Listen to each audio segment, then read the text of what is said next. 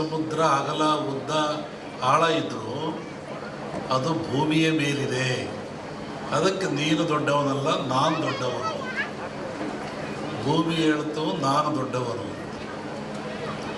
ಆನಂತರ ಅಲ್ಲಿ ಆದಿಶೇಷ ಇದ್ದ, ನಾಗರಾಜ ಇದ್ದ. ಅವನೇ ಹೇಳ್ದ, ನೀನು ದೊಡ್ಡವನಲ್ಲ, ನಾನು ದೊಡ್ಡವನು. ಯಾಕೆ ಅಂದರೆ ನಿನ್ನ ಹೊತ್ಕೊಂಡ್ರು ನಾನು. ಆದಿಶೇಷನ ತಲೆಯ ಮೇಲಿದೆ ಭೂಮಿ ಅಂತಾರೆ. ನೀನೇನು ದೊಡ್ಡವನಾಗ್ತೀಯ? ನಾನು ದೊಡ್ಡವನು, ನಿನ್ನ ಹೊತ್ಕೊಂಡಿದ್ದೀನಿ.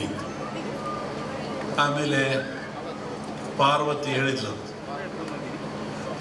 ನೀವ್ಯಾರೂ ದೊಡ್ಡವರಲ್ಲ, ನಾನು ದೊಡ್ಡವಳು.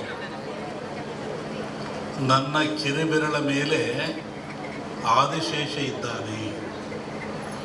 ಸಾಗರ ದೊಡ್ಡದಲ್ಲ, ಭೂಮಿ ದೊಡ್ಡದಲ್ಲ, ನಾಗರ ಆದಿಶೇಷ ದೊಡ್ಡವನಲ್ಲ.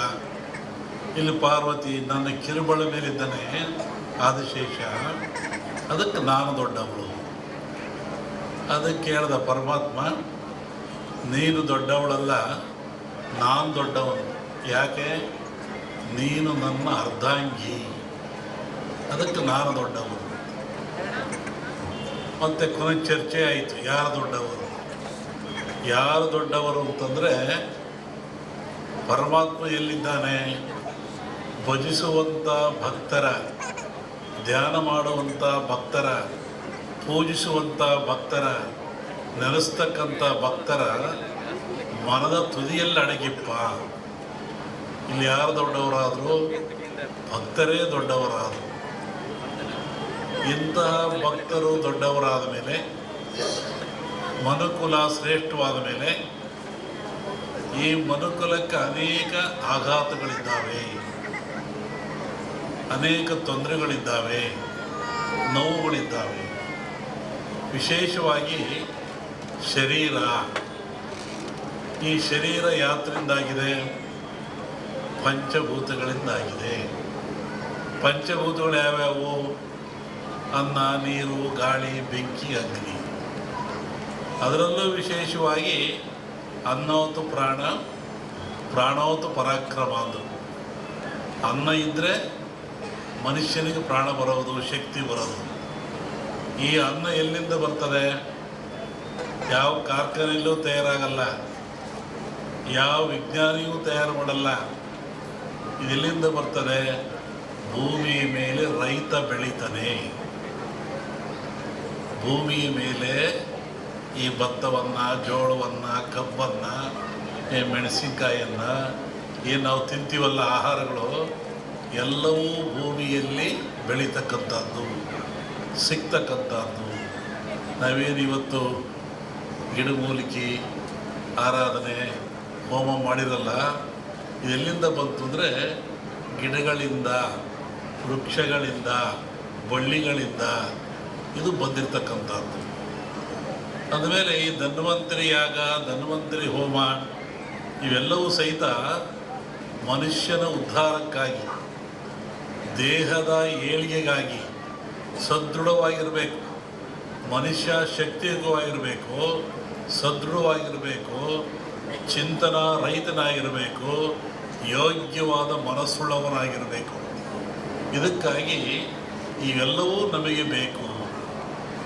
ಇದನ್ನು ಕೊಟ್ಟವರು ಯಾರು? ಭೂಮಿ ಮೇಲೆ ಮನುಷ್ಯ ನನ್ನ ಭಗವಂತ ಹುಟ್ಟಿಸಿದ, ಭಗವಂತನ ಪ್ರೇರಣೆಯಂತೆ ಮಾನವ ಹುಟ್ಟಿದ. ಈ ಮಾನವ ರಕ್ಷಣೆ ಯಾರದು? ತಂದೆ ಕೆಲಸ ಏನು? ತಾಯಿ ಕೆಲಸ ಏನು? ಜೋಪಾನ ಮಾಡೋದು, ಬೆಳೆಸೋದು, ಒಳ್ಳೆ ವಿದ್ಯೆಯನ್ನು ಕೊಡೋದು, ನೀತಿಯನ್ನು ಕಲಿಸೋದು, ತಿಳುವಳಿಕೆ ಕೊಡೋದು, ಸಂಸಾರಕ್ಕೆ ಸೂಕ್ತಗಳನ್ನು ಕೊಟ್ಟು ಆದರ್ಶ ವ್ಯಕ್ತಿಯನ್ನಾಗಿ ಮಾಡ್ತಕ್ಕಂಥದ್ದು. ಇಲ್ಲಿ ಭಗವಂತ ಮನುಷ್ಯರನ್ನು ಹುಟ್ಟಿಸಿದ ಮೇಲೆ ಅವನಿಗೆ ಬೇಕಾಗುವ ಎಲ್ಲ ಸವಲತ್ತುಗಳನ್ನು ಕೊಡಬೇಕು. ಅವನು ಯಾವ ಸವಲತ್ತು ಕೊಟ್ಟ? ವಿಶೇಷವಾಗಿ ಆಯುಷ್ಯು, ಆರೋಗ್ಯ. Wealth is lot, something is lot. Money is lot, something is lot. Health is lot, everything is lot. ಆರೋಗ್ಯ ಏನಾದರೂ ಕೆಟ್ಟರೆ ಎಲ್ಲವನ್ನೂ ಕಳ್ಕೊಳ್ತಾನೆ ಮನುಷ್ಯ.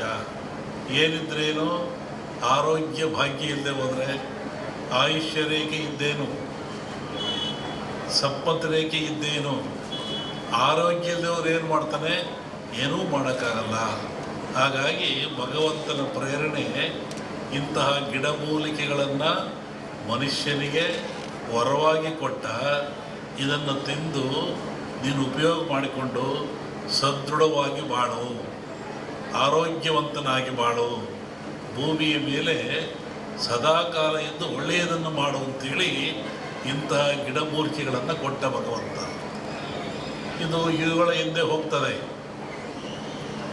ಸಮುದ್ರ ಮಥನಾಯಿತು, ಇಲ್ಲಿ ಬರೆದಿದ್ದೀರಾ, ಸಮುದ್ರ ಮಥನಾಯಿತು. ಸಮುದ್ರ ಮತ ರಾಕ್ಷಸರು ದೇವತೆಗಳು ಆದೇಶ ಕಟ್ಟಿ ಹೇಳಿದ್ರು.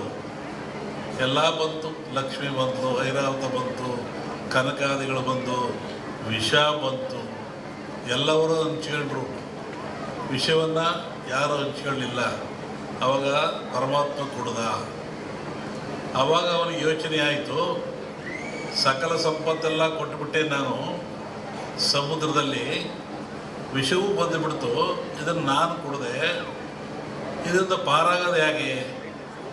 ಬಹುಶಃ ಈ ವಿಷ ಈ ಜನರ ಮೇಲೆ ಹೋದರೆ ಏನಾಗ್ತಿತ್ತು? ಕಾರ್ಕೋಟ ವಿಷ. ಅದಕ್ಕೆ ಯೋಚನೆ ಮಾಡಿ ಈ ಧನ್ವಂತರಿಯನ್ನೂ ಕೊಟ್ಟ. ಈ ಧನ್ವಂತರಿ ಎಲ್ಲಿಂದ ಬಂತು ಅಂದರೆ ಸಮುದ್ರದಿಂದ, ನೀರಿನಿಂದ, ಸಾಗರದಿಂದ ಬಂತು. ಇದು ಆ ಒಂದು ದೇವತೆಯ ರೂಪದಲ್ಲಿ ಬಂತು.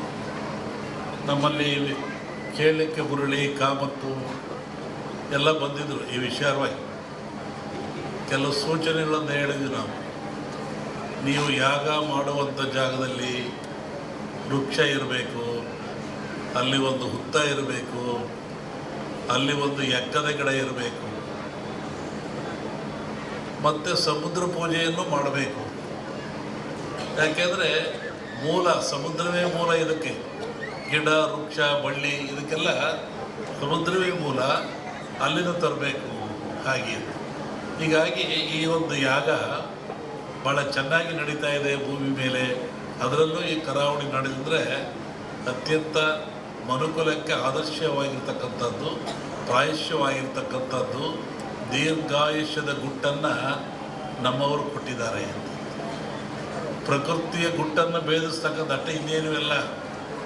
ಪ್ರಕೃತಿ ಎಲ್ಲ ಕೊಟ್ಟುಬಿಟ್ಟಿದೆ. ಅದರ ಗುಟ್ಟನ್ನು ಭೇದಿಸಿ ಮನುಷ್ಯ ಉಪಯೋಗ ಪಡಿತಕ್ಕಂಥದ್ದು, ಆರೋಗ್ಯವಂತನಾಗ್ತಕ್ಕಂಥದ್ದು. ಹೋಮಗಳಂದರೆ ಏನು? ಹೋಮವನ್ನು ಯಾತಕ್ಕೋಸ್ಕರ ಮಾಡ್ತಾರೆ? ಅದರ ಉದ್ದೇಶ ಏನು? ಒಂದು ಕಲ್ಪನೆ ಆಧ್ಯಾತ್ಮಿಕ ಚಿಂತನೆ, ಮತ್ತೊಂದು ಕಲ್ಪನೆ ವೈಜ್ಞಾನಿಕ